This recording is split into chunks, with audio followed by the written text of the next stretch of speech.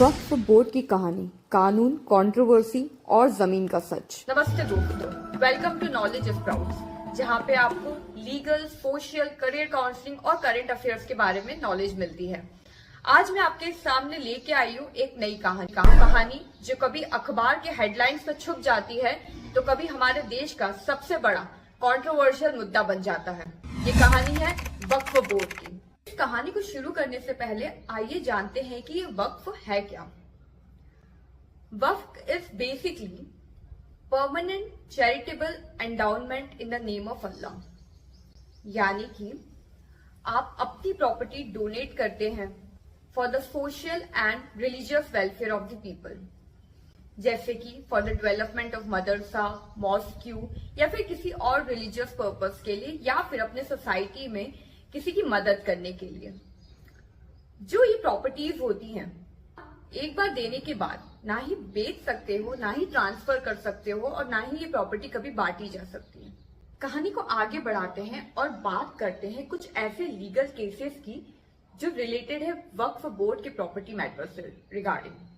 सबसे पहला केस है केस ऑफ 2012, जो कि है कर्नाटका स्टेट का। इस केस में कर्नाटका स्टेट की माइनॉरिटी कमीशन ने एक रिपोर्ट निकाली कि चेयरमैन थे अनवर मणिपति।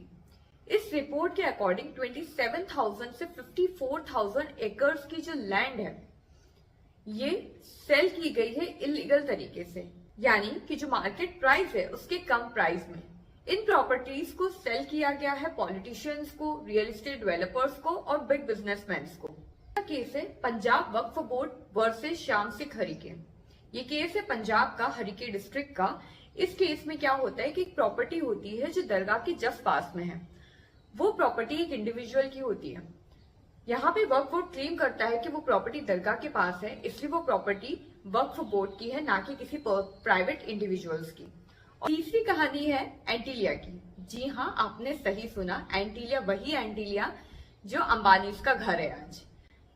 इस कहानी की शुरुआत होती है 2002 से, जहां पे आज एंटीलिया है। वहां पे पहले एक ऑर्फनेज हुआ करता था, लेकिन फिर ऑर्फनेज की कमेटी मेंबर्स ने डिसाइड किया कि वो उस प्रॉपर्टी को सेल कर देंगे, तो अंबानी ने वो प्रॉपर्टी खरीदी। इस पे कंट्रोवर्सी ये हुई कि जो चैरिटी प्रॉपर्टी थी, जो ऑर्फनेज की प्रॉपर्टी थी, वो वक्फ बोर्ड से परमिशन लेने के बिना सेल की गई थी।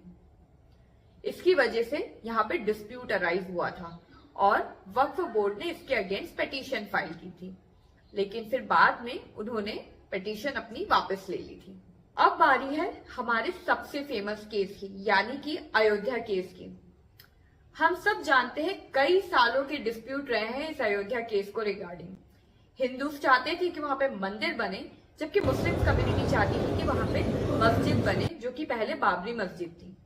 और फाइनली सुप्रीम कोर्ट का वर्डिक्ट आया, जिसमें फाइनली अयोध्या मंदिर का एस्टैब्लिशमेंट किया गया। ये तो अभी तक की पूरी कहानी थी वक्फ बोर्ड की। अब बात करते हैं सबसे कंट्रोवर्शियल बिल, यानी कि वक्फ बोर्ड बिल ऑफ 2025। ये बिल आज की डेट में सबसे ज्यादा कंट्रोवर्सी में है। इसके कुछ इंपॉर्टेंट फीचर्स हैं जो इसको कंट्रोवर्सी का कारण देते हैं। सबसे पहला फीचर जो कि है सेक्शन 7A, जो ये बात करता है कि किसी भी प्रॉपर्टी को वक्फ प्रॉपर्टी डिक्लेयर करने से पहले पब्लिक सुनवाई होगी।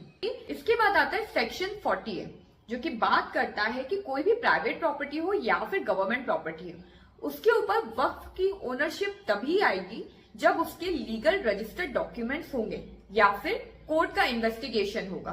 प्रॉपर इन्वेस्टिगेशन के बाद जो भी रिजल्ट आएगा उसके according ownership of the property decide किया जाएगा। फिर है सेक्शन 52B, जो बोलता है कि अगर किसी भी तरीके का इलीगल पोजेशन ऑफ प्रॉपर्टी हुआ तो उसको क्रिमिनल प्रोसीडिंग्स में ही इंक्लूड किया जाएगा। अब सबसे इंपॉर्टेंट प्रोविजन जो वक्फ एक्ट में नहीं था, अगर कोई भी लीगल डिस्प्यूट अराइज होते हैं तो वो हाई कोर्ट में अपील हो सकते हैं। ये प्रोविजन पहले के लॉ में नहीं था, लेकिन अभी फिलहाल के बिल में इसको इंक्लूड किया गया है। भारत में करीबन 6 लाख वक्फ प्रॉपर्टीज है, लेकिन इसमें से मोस्ट ऑफ दी जो वक्फ प्रॉपर्टीज है वो आज डिस्प्यूटेड है, क्योंकि यहाँ पे प्रॉपर डॉक्यूमेंटेशन नहीं है।